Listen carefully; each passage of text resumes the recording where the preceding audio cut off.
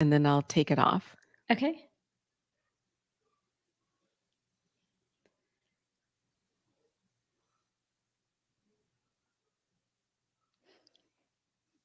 Good morning and welcome to the Perfectly Planted podcast. I'm your co host, Daphne Bascom. If you are joining us for the first time today, welcome to the show.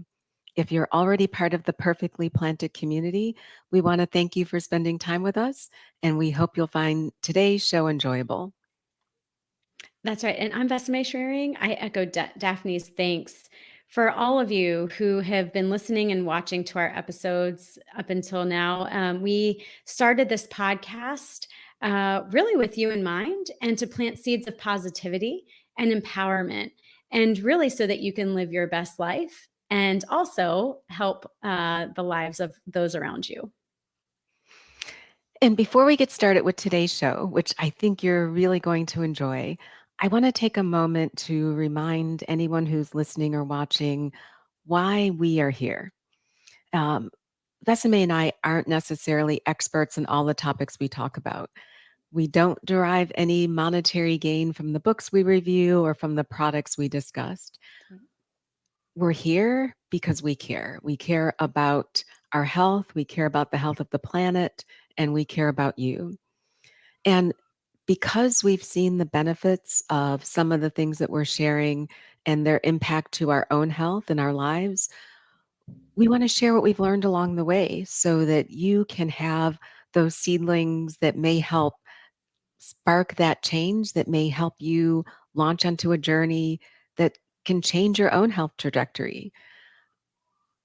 Now, we don't want to contribute to the morass of misinformation that can sometimes cloud your ability to make your own health decisions. That's not what we're here to do.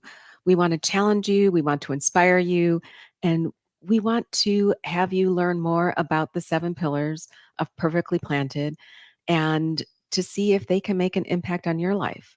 And if we've done that, then we've accomplished our goal. So that's our why.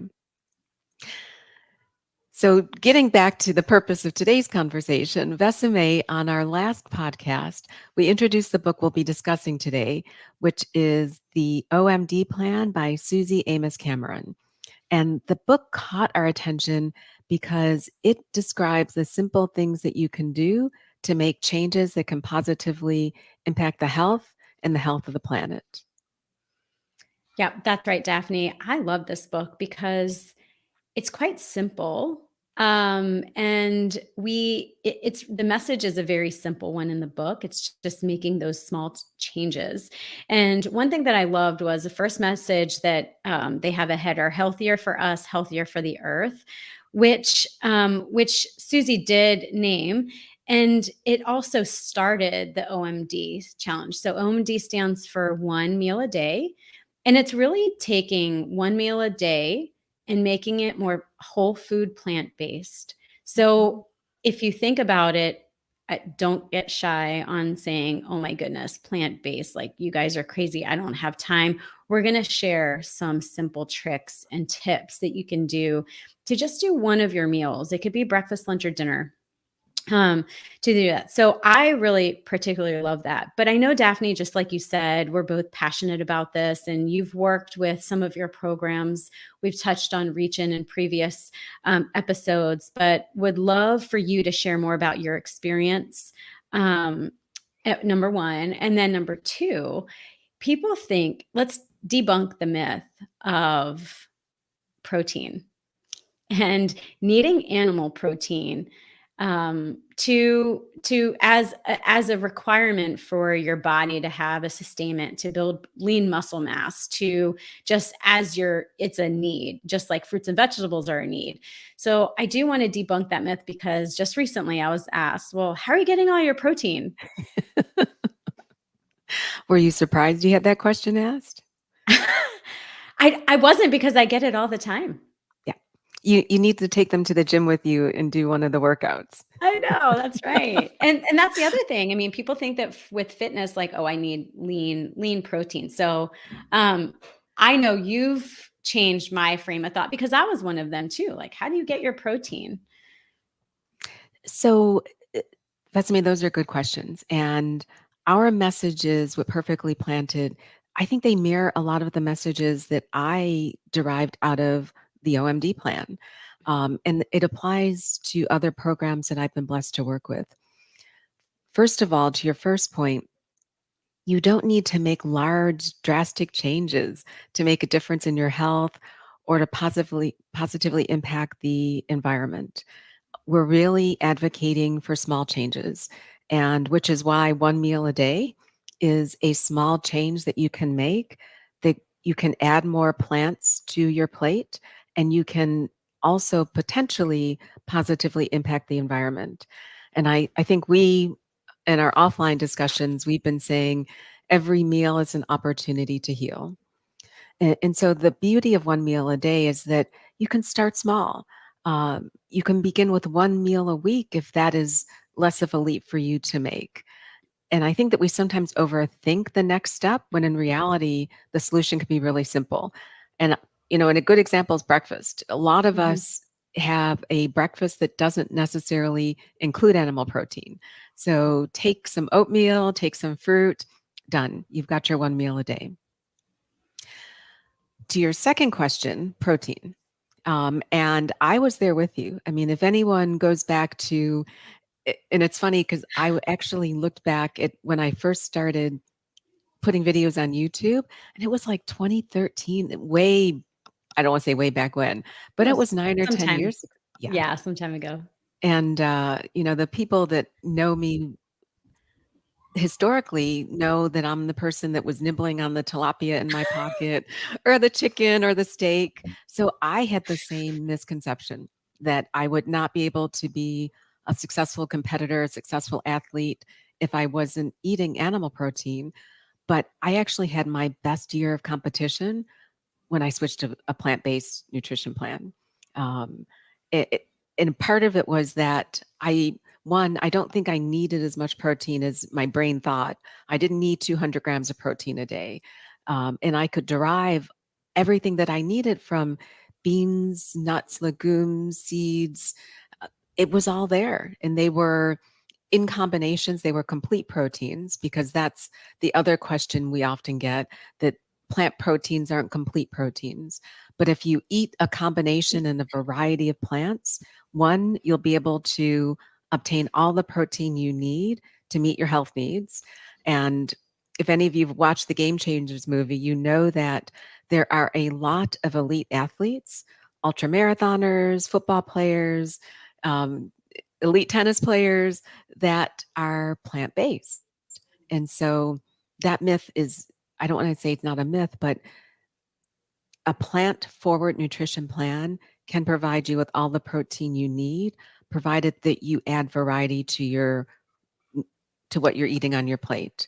And we can put a link to some of the plant-based resources for protein in the show notes. No, that's great, Daphne, because I think that there's lots of people who think, well, if you're trying to lean up, lean protein, that's chicken, fish. Okay, I'll Mhm. cut out the red meat and I'll limit my carbs. When in reality, it's actually, you don't need to even do that. And I got to a point where I was doing 2 meals a day. All of my meals except dinner were plant-based. And then I was sitting here with chicken tenderloin and vegetables and a little bit of quinoa, and I'm like, "Why do I even need the chicken here?" Like, I don't. I've said this before, I'm not 100% plant-based yet. Mhm. It's just been a longer journey, and I think everybody's journey is different. And so just like you Exactly. said, small changes are really important, and go at your own pace. We're just thinking that we'll just, I guess what we're trying to tell all of our viewers and listeners is that just give it a try, one meal. I was listening to Suzy Amis Cameron once, and she was like, I'm just saying, if you're a cereal eater, which I am not a cereal fan, but if you're a cereal eater, put almond milk or any plant-based milk instead of cow milk. And that's your one meal a day. It could be as easy as that. Even it's granola, have something else, the plant based with it. So it could even be coconut milk based yogurt with granola and fruit and make your own parfait. And so there's so many different varieties and options that it doesn't necessarily mean that, oh my goodness, what am I going to do without my scrambled eggs Mhm. in the morning? And also, a lot of people skip breakfast. And so, Mhm. if we make it easier, I think with this OMD plan, it actually makes you healthier, not only by eating plants, but also making sure you eat properly.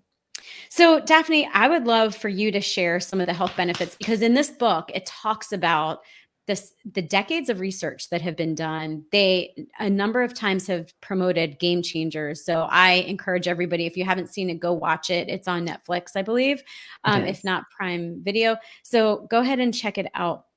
But they talk about the scientific benefits of whole food plant-based diets. And so would you mind just sharing a few that they talk about in chapter 2? Can do. First of all, Dr. Dean Ornish wrote the foreword to this book. And Dr. Ornish is someone who's well respected internationally for the work that he's done probably over the past 40 years as it relates to the net positive benefits that a plant positive nutrition style can have on your health. But chapter 2 of the OMD plan really provides a great overview of many of the benefits of adding plants to your plate. And, there's a growing body of evidence that you can, by adding more plants to your plate, not only add more years to your life, but add more life to your years. And you see some of that manifest in what we were talking about earlier this year in terms of what we see in communities like the Blue Zones. So, first of all, disclaimer number one, when we talk about adding more plants to your plate, we're not talking about eating crap. And the crap I love this meaning, acronym. Yeah. Yeah. It's CRAHP. yep, calorie Okay. rich and highly processed. Because you can eat plants that are unhealthy. And again, just as the meat industry really tried to tell us that you need, and I bought into it for years, chocolate milk after my workout, or I need all of this animal protein. Now what they've done is, because there's been a significant shift in how the communities are investing their dollars into foods that are plant-based, there's a lot of highly processed plant-based foods. That's not what we're talking about today. We're talking about consuming a predominance of whole foods can support better metabolic health. And by metabolic health, and I'm going to focus on that because I think those are some of the key points that came out of chapter 2. It means maintaining a better weight management, better glucose management, better cardiovascular health. By cardiovascular health, we mean having a normal blood pressure or having normal blood lipids when you get your test from your physician during your annual visit. And then, just as we talked about last week with the Alzheimer's solution, it can also contribute to, over the long term, better brain health. And there are some data that adding more plants to your plate, and I keep saying that as adding, not necessarily saying that you have to take things away, but hopefully that adding more plants will crowd out some of the other things, that you may also help reduce your risk of cancer. So I think those are some of the key things that are discussed in the OMD plan as it relates to the net positive benefits of plants to the prevention or reversal of chronic disease. And that's all from eating plants. Um, Indirectly, if you think about it, this can also help your financial bottom line. Mhm. If you're not paying for doctor visits, if you're not paying for medications, those are indirect expenses that people don't always think of when they think about the benefits of staying healthy. But overall, that big picture is eat more plants and you can impact your health. And as we'll talk more on a future podcast, you can also positively impact the environment. And I could go on. So let me take a pause for a minute. So I want to make two comments on that, Daphne. So the chronic illnesses is a big deal, because I feel as though the highly processed, or as you call it, the crap food, is one that's been accepted in our culture and is much more, it's easier, it's affordable, it's, for working families that don't have enough time, it's the go-to, or fast food or takeout, things like that. And what we've emphasized on this with the prior book review, with the 30-day Alzheimer's plan, is try and cook at home. And so how do we make it easier? And it's really just planning and prepping is what it is. Because, being a working mother, I need a 30-minute meal, back to the whole, flashback on Rachel Ray's 30-minute meals, but that's what I need, something that I can cook within 30 minutes to get on the food. And it's doable. It's doable to make it plant-based, and we're happy to share recipes as well. The other thing I wanted to comment on is the chronic illnesses that we get from these highly processed. And it seems as though, and in this book, it talks about how, it's a pill that then you need another pill. Yeah. Then you need another pill to offset all of the side effects from the original pill. And by the way, the pill isn't going to cure you. No. It's not going to reverse any of your side effects. It's not going to reverse any of your chronic illnesses either. What it's going to do is just it's going to control it from spiraling out of control. So and I'm talking about diabetes, heart condition, things of those nature. And that it's one of those, you wonder if there's that, and this is totally probably controversial, but is it the big pharma side of it all, where we're feeding people the convenience of crap food, and also having a solution with crap conditions. And I know this isn't the whole part, but we do, definitely grab yourself a copy of this book, because it does talk about the scientific benefits of that. And the reductions of, you can reverse your chronic illnesses through eating more properly through whole food, plant-based. Again, we have the big food industry that loves to market everything as vegan, gluten-free, whatever it may be, but it's not plant-based. So I've noticed that I spend most of my time in the produce section of the grocery store, and then go through some of the, dried foods. And I think Suzy even says it, like, don't eat it if it's out of a box, a can, or a bag, something like that. I'll have to find it, but it's interesting because it's like, don't eat those processed foods. Go to your local farmer's market, go to, a produce stand and get more local, the better. Anyway, I know we can go on forever, but this also interlinks with what you mentioned, the blue zones and things of that nature. And so I guess the whole part of it is, you are what you eat. So eat good stuff. Your body is your shrine, eat good stuff. And so I know that we've talked about sustainability and longevity. And we've also talked about the blue zones and why do they live so long? Well, that's all interconnected. So would love for you to comment on some of that as well, Daphne. So I do want to pull the thread on a couple of your comments, because oh boy, we could talk forever. So the first one, so despite the fact that I'm a product of traditional medical training and, the healthcare industry, I do think that there are perverted incentives from pharma they're not incented to have healthy communities. Well, most practices today in our existing healthcare model, we are compensated and we're incented to treat disease. We are not necessarily incentivized to keep people healthy. And so there's kind of a gerbil wheel that we're on, that our system is not setting us up necessarily to create a community where health is the value proposition. Whereas treating illness, there's lots of dollars that come from it. I mean, I'll pause there, because I know it's feel very it's a strongly debate about that one. Yep. Yeah, no, it's a debate. And let me be very clear that all of the physicians, including yourself, they are there because they want to heal, because they want to treat, they want to help. But the tools and access to care and things that surround the patient's health is lacking, in my opinion. This is my opinion, you guys. So don't, write me and be like, you're so wrong. But this is my opinion, but it's lacking. I mean, and also the coordination of care and Yes. communication across within the healthcare system is completely lacking. And I know you and I feel passionate, and that's not necessarily the topic of this discussion, but we want to hear your comments too. So if you have more to add, go ahead and comment on our podcast and we'll address them. And, so 2 other things, and I know we're over time, and that's why I put 30 minutes on the first slide. Um, so medications have a role. I mean, I don't want anyone to walk away from this saying, "Well, Vesame and Daphne said I shouldn't take medications." Right. That is not what we're saying. No.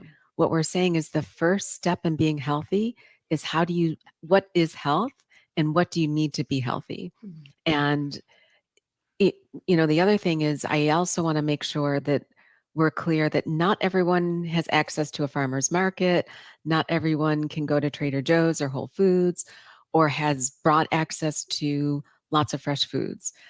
Frozen vegetables are Yes, great. that's right. Especially out of season frozen fruits and Mhm. vegetables, pull them, put them in your freezer. That way you can have access to them when you need them. The same with, and I agree with you. I don't have children. I'm meal prepping for myself. And so I don't want to say that never have any of the pre prepared plant based foods, but it shouldn't be something that you eat every day. And Right. I enjoy trying some of the new things that are coming out because when I look back on, years ago, what was available, even, the plant-based cheeses, which Mhm. were really not so good. Not good. Um, we've come Couldn't a long melt. way. Yeah. Yes, they Yeah. have. It couldn't So, melt. the highly processed foods in moderation, and I'm not advocating for them because I still would say that my strong recommendation is to be as whole food plant based as possible, but trying them out, using them um, in moderation. Oof, I don't like that word. Using them In a limited fashion? infrequently, yes, Not as infrequently. frequently, that's 'Cause right. moderation is not Yeah, something that you can measure. yeah, Yeah, I don't want people to say that we said never. It's not a never to anything. It's understanding what your options are and making choices that are leading you in the direction of better health. that's right. So, I mean, I'll comment on that real quick, and I know we're totally going off topic here, but I will comment that, what there are so many great things, and, for weight management and the OMD plan specifically, they say, "Look, eat whole food plant-based." Okay, great. How are you gonna get there? Well, you taking baby steps, right? And Mhm. so sometimes I really love a good chip. I'm not gonna Yeah. lie. Uh-huh. And potato chips are not my thing. I love tortilla chips, but I don't wanna eat, I guess I prefer the cassava flour based, and so I'll try that, but again, I don't eat chips every day because that's you're still eating chips, even though it's a healthier form or the ingredients are less processed, it's still a chip. So I guess my message to everybody is, all right, and like you said, not moderation, but maybe just portion control what you're going to eat in those events. I think it's doable. And so guac and chips are my thing. I'm going to post a recipe on guac. You guys are going to get probably be like, you're crazy. But I'll post a recipe on guac that I love and it's fresh for the summer, but I need the chips to eat it with, or you could Uh-huh. eat it with carrots. But I mean, let's be real, like the chip is really the best thing. And so that's where I'll bend the rules a little bit and eat my cassava flour based chips, but not Yes. many. Yeah. Yeah. So not many. So anyway, we've totally gone off topic, but that's something that's very important, I guess. I guess it's making the right choices for you based off of what's doable for you. But still leading to that goal of, okay, what is my end goal? And let's start, backtracking and making Mhm. baby steps to get you there. Because listen, when you're training for a marathon, the first day you're not going to run the 26 miles. You have to build up to it, right? Or you're going Exactly. to hurt yourself. And so it's the same thing, it's just on a broader scale. Nope, you're absolutely right. So anyway, I found that this is all very interconnected, Daphne. How we treat ourselves, also how we treat ourselves impacts the planet too. I did want to mention as we start to wrap up is that I do challenge all of our viewers for the next 2 weeks. our viewers and listeners for the next 2 weeks to try OMD, one meal a day, make it Mhm. plant-based, whole food plant-based. We will share some recipes and ideas on the blog and also through social media, and so that you can give it a try. Also, we'll share some of our favorite places where we take a look at recipes and try those, and so that you can see the vast variety. It's, somebody, I think Suzy said, eating the rainbow. Yes, it is eating the rainbow, but how do you make it, taste good? Like, what is it? And so there's just so much that you can do. And I'll tell you what, I love a good bowl. So that's one thing I'll mention. So 2 weeks, for the next 2 weeks, let's try OMD. Just one meal a day. It could be breakfast, lunch, or dinner.